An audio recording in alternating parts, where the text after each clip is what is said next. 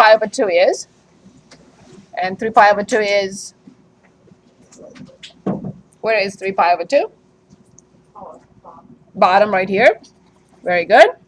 Then I know that tangent 3 pi over 2 equals sine 3 pi over 2 over cosine 3 pi over 2. The reason I'm doing this is because I don't want you to memorize anything other than those three numbers. Okay? So tangent 3 pi over 2 equals sine 3 pi over 2 over cosine 3 pi over 2. And these I know. These I can easily determine, right? So how much is sine 3 pi over 2? Negative 1, right? Sine is measured on the y-axis, and at this point, y is negative 1. So the top is negative 1. What about the denominator? 0. Because the coordinates of this point are 0, comma, negative 1.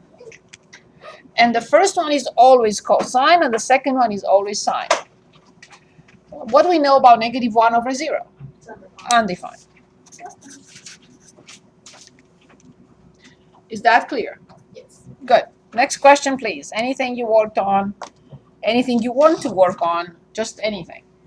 Yes, please.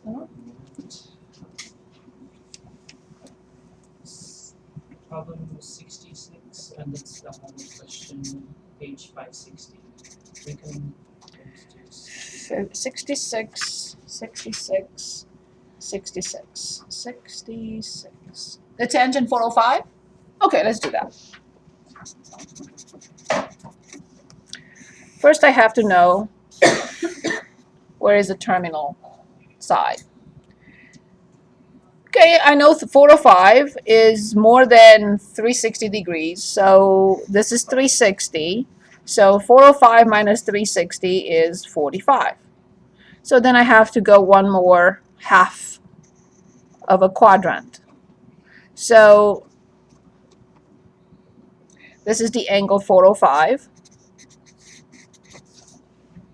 I need to determine the terminal, I need to determine the reference angle. Can anyone give us the reference angle? So therefore, now I have to establish the sign of tangent in the first quadrant. Well, everything is positive in the first quadrant, right? So this will be what? Tangent 45 degrees. For everyone to see, it's tangent of the reference angle, which is indeed 1. What if I subtract 180? Is that still the same answer or different? If the terminal side is in the second quadrant, the answer will be negative 1. So it depends. You have to picture the angle. You have to know in which quadrant the angle has its terminal side. Without knowing that, you will not know what the sign of the answer would be.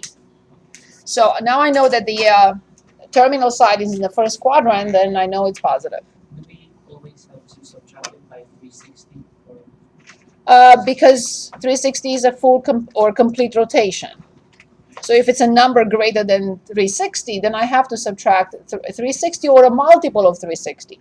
So for example, if I have 800 degrees, then I'll have to subtract twice 360. If it's a number less than 360, then it's a different story. So you don't have to subtract 360? No, you can't, because you can't. You will have, if you want, you can say 360 minus that angle and see where the terminal side is. That could be. But I would not subtract 360 from, although you could and say it's a negative angle. Who knows? I have to look at the example. Good. Anything else? Yes, please. I just want to ask a general question. Sure. When you're asked to round up a number to the nearest 10, and maybe you have 70.9, will the nearest 10 be 70 or 70? So 70.9 and to the nearest 10th is 70.9. But if you have a 70 point, let's say 83, it's 70.3, 70.08.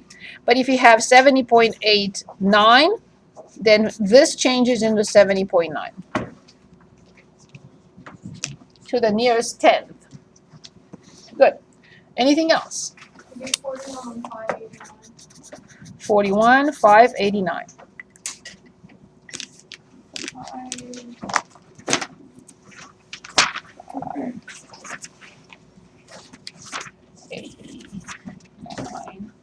41. 41. Okay, determine the amplitude and period. Okay, very good. So then y equals negative 1/2 cosine pi over 3 times x. Very good.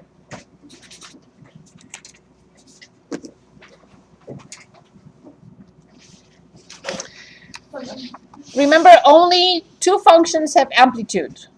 Out of 6 functions, out of 6 trigonometric functions, only 2 have amplitude. Which ones? Right. Because those are the only ones that are bounded. The other ones can be anything. Okay? Anywhere. So the amplitude is always the number in front of cosine. Even if I have here plus 10, the amplitude is still the number in front of the absolute value of the number in front of the trig function. So this is not the case here. So it's the absolute value of negative 1/2. So the answer is 1/2. They're also asking us to determine the period of each function. So what is the period of simple plane cosine? 2 pi. Everything is 2 pi except tangent and cotangent. So 4 trig functions have a period of 2 pi. 2 out of 6 have a period of pi, tangent and cotangent. Very good. So then in order to determine the period for a cosine function, I have to write 2 pi, which is the original period, divided by the number that multiplies x. This is the number that multiplies x. If this were tangent, assume for a moment that it's tangent. How will I find the period? Pi over this, not 2 pi over this. Okay? Good. So then I copy 2 pi over 1, which is the numerator, and multiply by 3 over pi, because I divide by a fraction. And then I will simplify, yes, indeed, and the period will be 6 units. Very good. Very good question. Anything else? Number 47 on page 632. You said 47, 27? 47 on page 632. 632. 632. Problem. The top, 47? Very good. So let's take a look. On 632. We didn't get the chance to do problems from there, but this is my plan today, so let's start with that one. A wheelchair ramp is to be built beside the steps of the campus library. Find the angle of, okay, let's discuss that. Angle of elevation and angle of depression. Here's my eyesight, my eye level, right here. This is my horizontal for my eyes. If from this level I look up, this is the angle of elevation. If from my horizontal, where my eyes are, I look down, this is the angle of depression. So it has to be a horizontal, and down to any point I want, this is the angle of depression. From the horizontal up is the angle of elevation. So find the angle of elevation of the 23-foot ramp, 23 feet ramp, to the nearest tenth of a degree if its final height is 6 feet.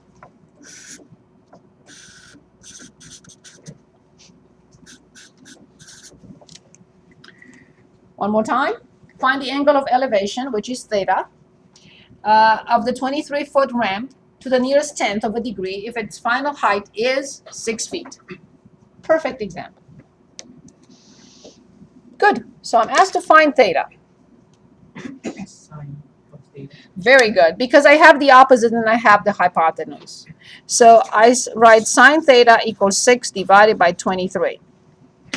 Now, what do I have to do to both sides in order to determine theta? The inverse. Yes, apply the inverse to both sides. So I apply sine inverse to this side, and I apply sine inverse to this side. The left-hand side becomes? Exactly. The right-hand side is, I have to put in the calculator. 15.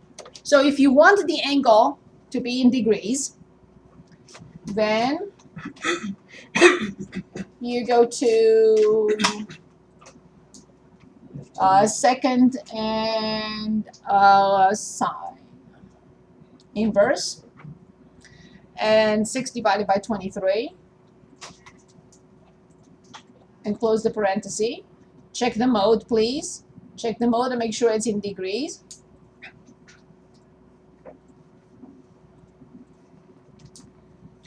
And press enter. So we got 15.12 degrees, but since it says to the 10th, I'm going to say 15.1. So approximately 15.1 degrees. Very good question. It really helps me, because that's what I wanted to do today, among other things. Good. Anything else? Anything else? Danielle? Anything else? Done? Okay, good. So my first step tonight, I would like to look at section 7.1 and 7.2 together. You will see why together.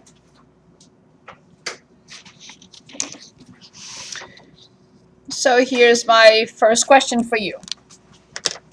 Assuming that this is a right triangle, and I'm going to denote, I don't know how you like to denote the sides. I'm going to say A, B, and C. And based on my notation, there is a theorem that we applied many times in a right triangle. What is that? Good. Now just dictate it with the numbers I have here, with the letters I have here. Say it again. Very good. But this is specific to which triangle, and only in which triangle? Right. So this is only for the right triangle.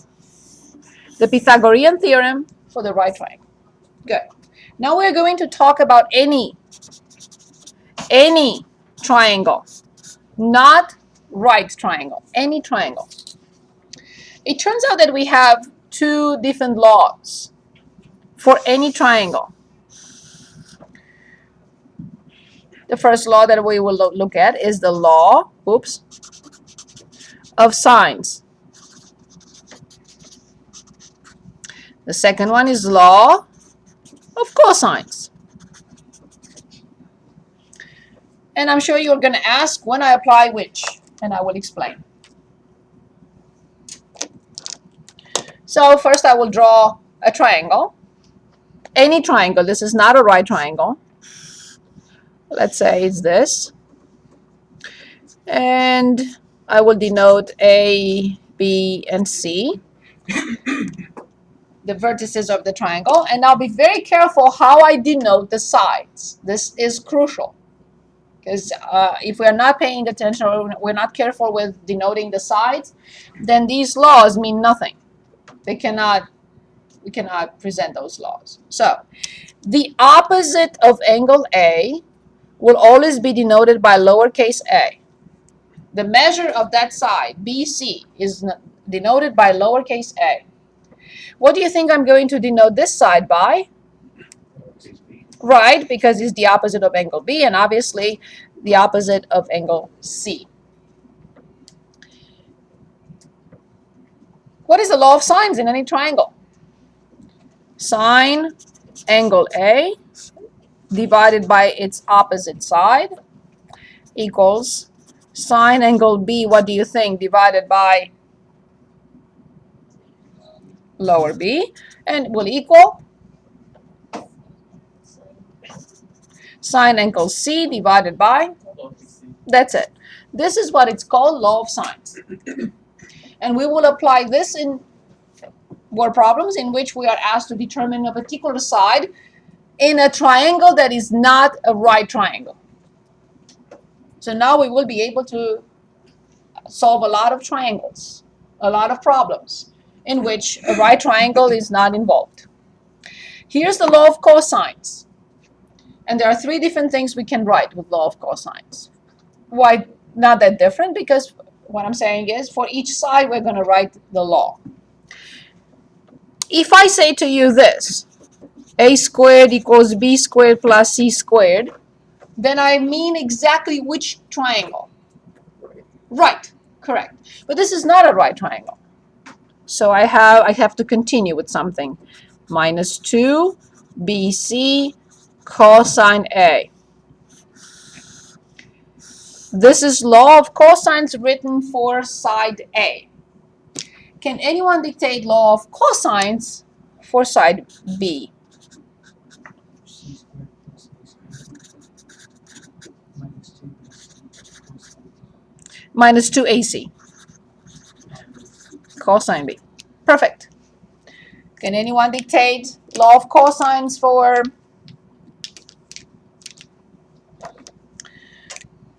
side C? A squared plus B squared plus 2 Yes, cosine. that's it. How much is cosine of 90 degrees? The first coordinate of this point up here. What is the first coordinate of this point up here? 0. So if angle A, for example, is 90 degrees, cosine will be, which means that the triangle is a right triangle, and what will I get? The Pythagorean theorem. So in some books, because of that reason, this is called law of cosines, but in others will be called the Pythagorean theorem for any triangle. In other books, you are going to find it as the generalized Pythagorean theorem. It's generalized to any triangle, including the right triangle.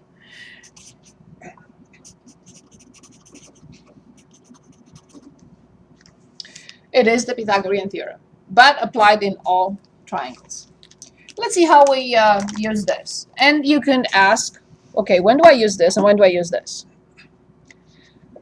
I always use this, unless I have no angle given. If I have no angle given, I cannot use this, because all these three at the top will be unknown. So this will be used in almost all situations. This will be used only when I have no angles. Once I have an angle, I can go back to this if you don't want to continue with the other two. But this will help me find one angle, and once I have one angle, I can go back to this law of sines, which you can say, well, it's easier, this one. I have proportions, I'll cross multiply, and I'm done. This is more difficult in a way. Okay, so let's see how we apply these two laws in problems. So this is in section 7.1 on page 710. Let's see how we apply this. Okay, first let's look at the triangle. Like problem, I'm just picking problem 15. And then you can pick the next one. We are given A equals 65. We are given B, which is also 65, really. And we are given lowercase c, which is 6. And the question is, solve the triangle. By solving the triangle, we are really asked to find all three angles and all three sides. Good. I have to draw the triangle, and I have to be very careful about the notation. So here is the triangle. Let's say this is A, this is B, and this is C. I'm given the angle A, which is 65 degrees. I'm given the angle B, which is 65 degrees. And I'm given the opposite of angle C, which is C, and which is 6. I'm asked to find everything else. So once I have two angles, can I determine the third one? Okay, so in order to find angle C, I will say 180 degrees minus 65 plus 65, which is 130. So then angle C must be 50 degrees. So I found, and I have all angles. Now I'm missing two sides. Once I determine these two sides, I'm done. So of course this will be denoted by lowercase b, and this will be denoted by lowercase a. Good. Since I have angles, I will not think of the law of cosines or the generalized Pythagorean theorem. So I will write law of sines. Can anyone dictate the law of sines? Sine 65 degrees over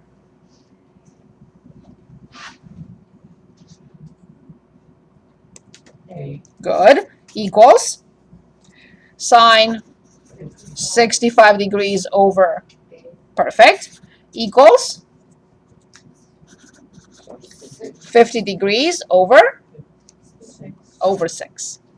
Perfect. All I have to do now is create proportions. So here's my first proportion in which I only have one variable. And which is that variable that I have to solve for right now? B. So how do I deal with a proportion? What do I always do with a proportion? Cross multiply. So that's exactly what I'm going to do. So 6 sine 65 degrees equals B times sine 50 degrees. Finally, how do I find B? What should I do to both sides to find B? Divide both sides by sine 50. Be careful now. The calculator has to be in degrees. So let's go to the mode again. Change it into degrees, or it is already. I forgot that we already changed it. So then 6 multiplies by sine 65 in parentheses and divide this by, I prefer parentheses everywhere, so, but anyway, so sine 50 degrees, close the parenthesis and close the parenthesis, and I press enter. And I got, they're telling us round length to the nearest tenth. So then B equals approximately 7.1.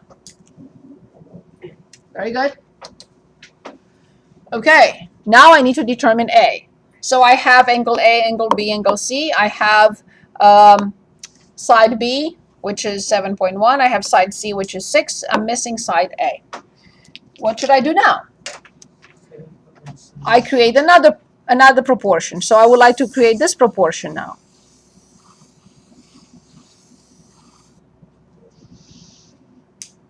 So then cross multiply.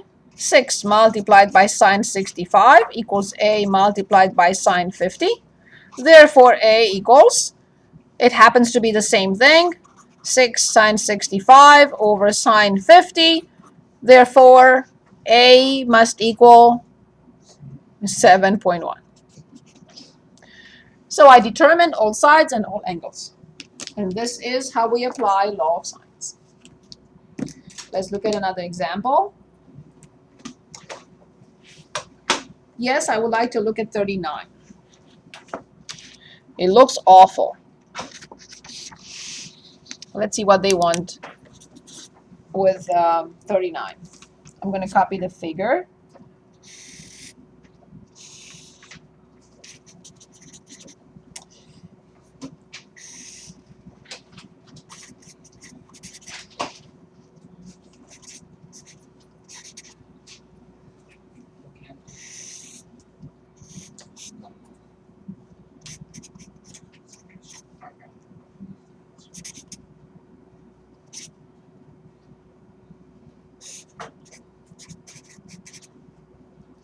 Okay, find h to the nearest tenth.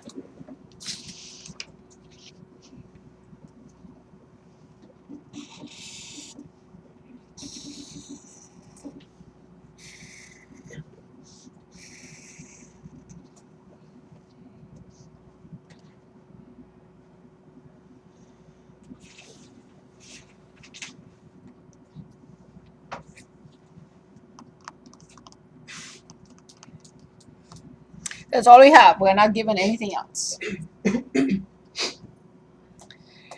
Okay, well, by looking at this figure, I'm not really sure how to start, but I know that I can determine this easily. So this is the sum of two angles that has to be 90, right? Once is 90 here, then this plus this has to, so this has to be 23 degrees. Very good. Good. Now I can also determine this angle with no difficulty because I have 90 here, so now the sum of these two angles has to be 90. This is 90 and the sum of these two, 43 and the orange one. So 90 minus 43 is 47 degrees. Okay. So now I'm trying to see if I can determine this side, because if I can determine this side, knowing that this is 23, which trigonometric function will I use? If I determine this, no, because I don't have this. Trigonometric function, not theorem. So if I have this, and I know this angle, how will I determine this? Which trig function will give me this over this, which is the adjacent over the hypotenuse? Shouldn't that other angle be 67? Oh, what did I do? Which one? 47 plus 23 is 70. It's supposed to equal 90. So The orange angle is right. supposed to equal 90. So 4 plus 4 is 8. Oh, I added the wrong one. That's okay. That's okay. No, I'd rather go back and check. So 4 plus 4 is 8, and that's another I 10. added the 23. That's okay. That's okay. That's the green angle here. The orange is 47. I'd rather go back and check. Okay. No problem. So once I have this, somehow, maybe I can determine this.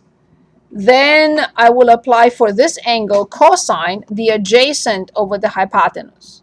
Would you all agree with that? So now let's see if we can determine BC. So let's look at this triangle.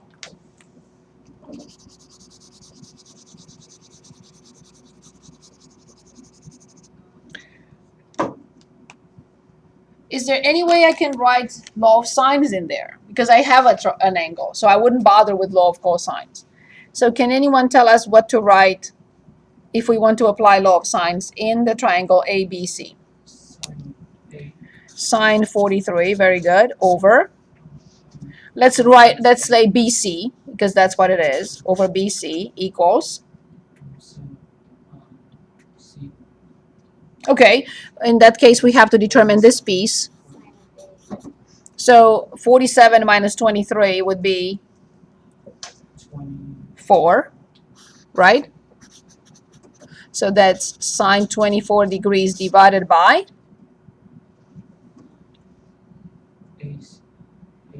Which is? Very good. As long as I only have one variable here, I can determine it. Yes, I only have one variable. This is known, this is known, this is a given number. I can determine BC. What do I do? How do I determine BC? So BC multiplied by sine 24 degrees equals 312 multiplied by sine 43 degrees. How do I determine the side called BC? Both sides by?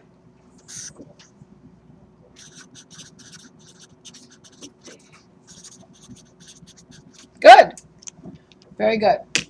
We're one step closer. So 312 multiplied by sine 43 and divide by sine 24. I like parentheses. I'm in love with parentheses. Okay, so I got 523. Is there any information here? The nearest tenth, yes, I forgot. So 523.1. So BC is approximately 523.1. Okay, we didn't finish. So now I'm looking at this triangle in which I have this side. I have this angle, and I want to determine this.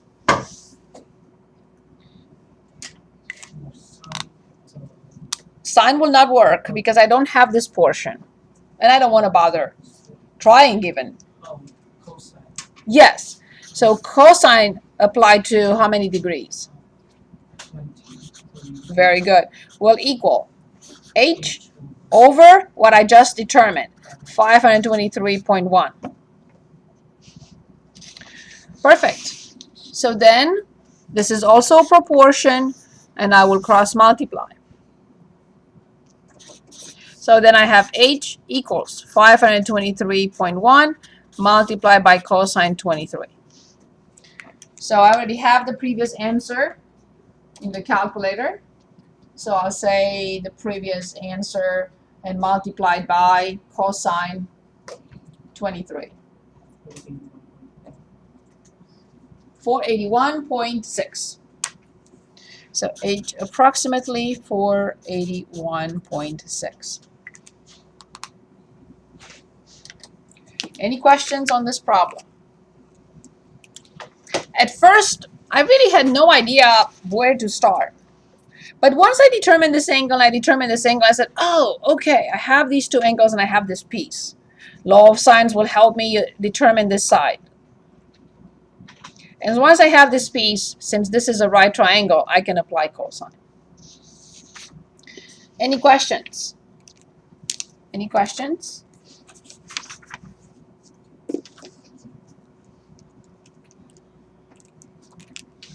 Okay, let's look at problem 49.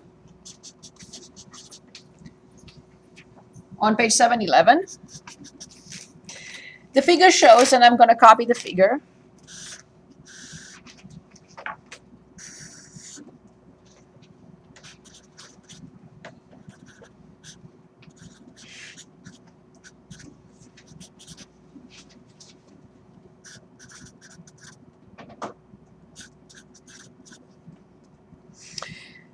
Um, 1,200-yard long sand beach. And an oil platform in the ocean. So the platform is right here. The angle made with the platform from one end is 85 degrees and from the other 76. Find the distance of the oil platform to the nearest tenth of a yard from each end of the beach, which means I'm asked to determine this. I'm going to call it x, and I'm asked to determine this, and I'm going to call it y.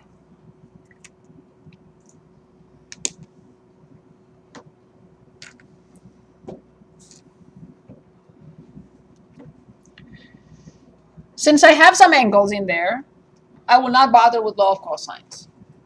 I will have to write law of sines. Can anyone dictate law of sines? So sine 76 indeed over x equals sine 85 over y. Right, because 85 plus 76 is 161, right? And 180 minus 161 is 19. Perfect. So this angle is 19 degrees. So sine 19 degrees divided by? Very good. What do you think I'm going to do next? Yes. I'm going to use this proportion to determine which variable. Good. And then I'm going to use this proportion to determine which variable. Good. So let's determine y. 1200 times sine 85 equals y times sine 19. So then y equals 1200 multiplied by sine 85 divided by sine 19. I will do the same with x, which is 1200 multiplied by sine 76 divided by sine 19.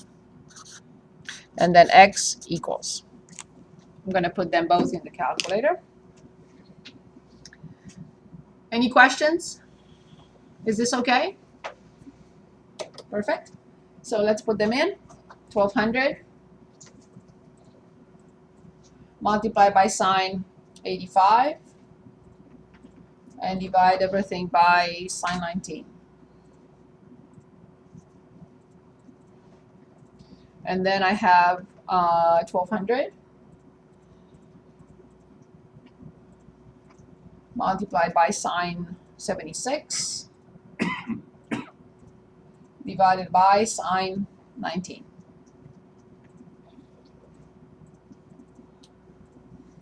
So the distance from one end of the beach is 367. Oh, did they say anything? They didn't say anything. Nearest 10. Does it? Nearest 10. Oh yes, I see it. Good. So 3671.8 and 3576.4 yards.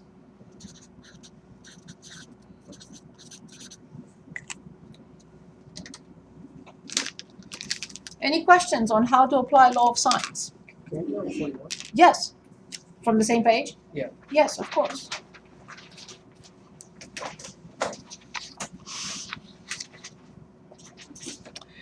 So 41.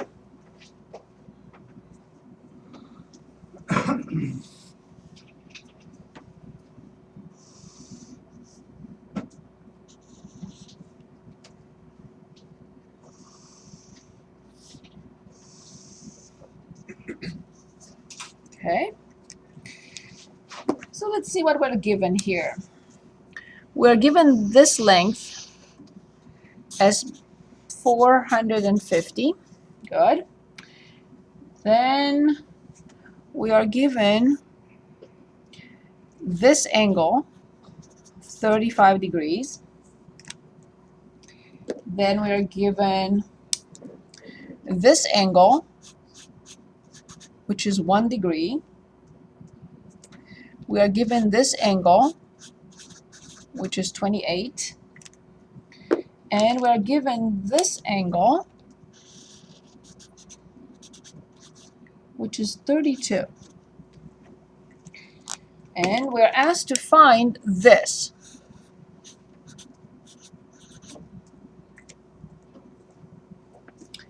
I'm just checking that I copied correctly. So 28, yes. 32, yes.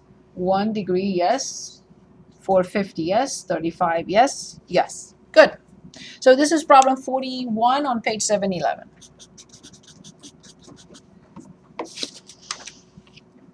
Very good. So the triangle that has little a that I need to determine is this.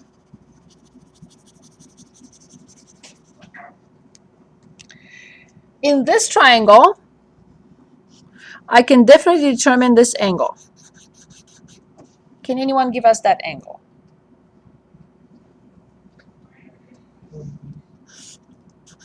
Very good. Because this is 32 and this is 28, so this must be 4. This little sleeve here, 4 degrees. Okay. Now,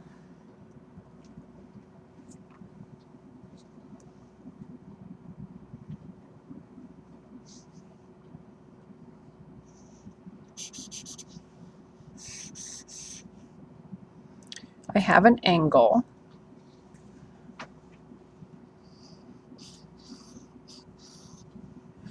Have an angle. I need one side, any side.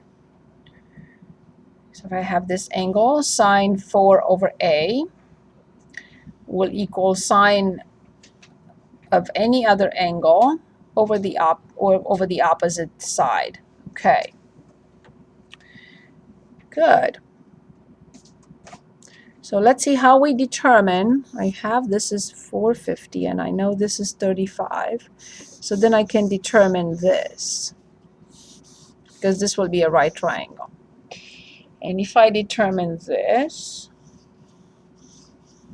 how do I determine this side?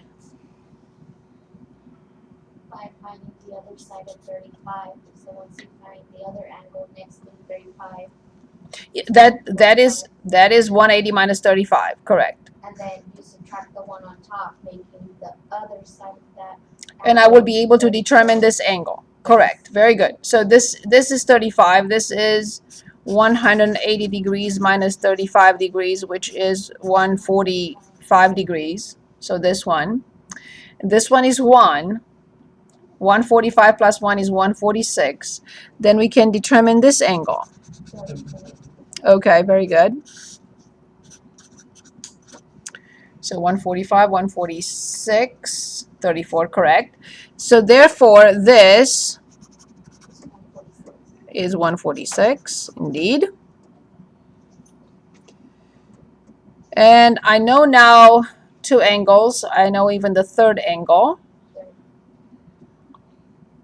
146, yes. 150, that's 30 degrees. Then I still have to determine one side. I have all angles, but so this is going to be sine 4 degrees divided by A equals sine of something divided by 146 degrees divided by, I'm going to call this X, and will equal sine 30 divided by, I'm going to call this Y. So I need to determine at least X, one of these two, not both. I only need one, either X or Y. Okay, so now I have to come back to this 450. So I have 450, I have the angle, I can determine Y from the other triangle, correct, if that's what you wanted to say. So in this triangle, I will be using 450. So the opposite I know is 34. Sine 34 divided by 450 equals sine 145 divided by Y. And that's how I get Y. And once I have Y, I'll determine A. Good, very good. So then sine this angle, 146 divided by Y equals sine 34 divided by 450.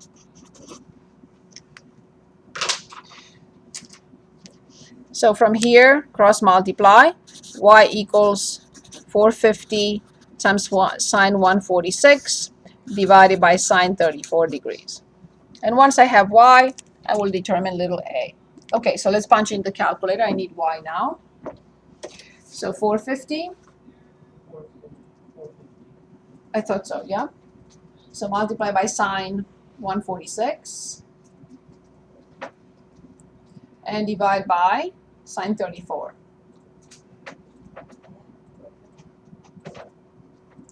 And the answer is 450, okay?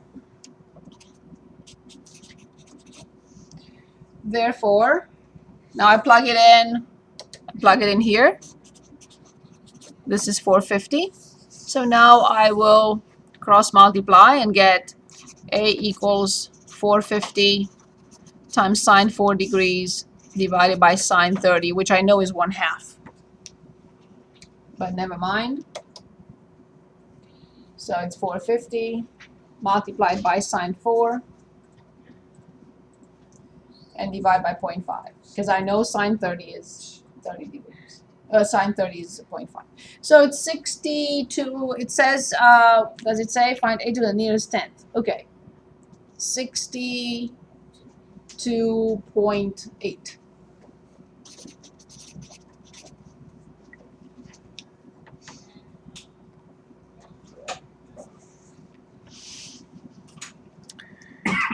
minus 35 is 145. 146.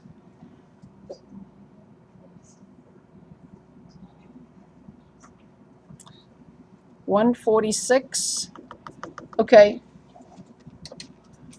Careful.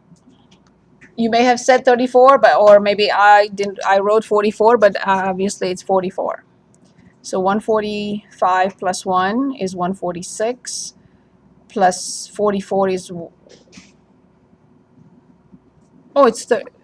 what was it? 146, and we said 34. That's correct. That's correct. Okay, I'm just going back and make sure. So 34 indeed, and then this is 180 minus 34. 146, 70, 80. Okay, So this was 4, 146, 150, 80. Okay. Just making sure that the numbers are okay. Any questions? Okay, I'd like to look at the law of cosines now, and then we can come back with two other problems. Okay, on page 719.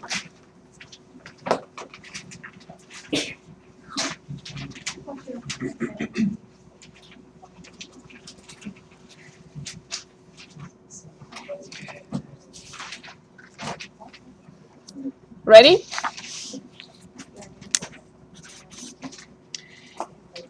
Now, the beauty of law of cosines is like number 17. However, my department decided not to choose some problem like that. And you will see in a moment why. But this is the beauty of law of cosines, in which all sides are given and no angle is given. So we'll see what happens. So I have a triangle. This is A, this is B, this is C. The opposite of A is 5, the opposite of B is 7, the opposite of C is 10. And we have to determine the angles. So let's determine angle A, for example. Can anyone give us the generalized Pythagorean theorem or law of cosines for angle A?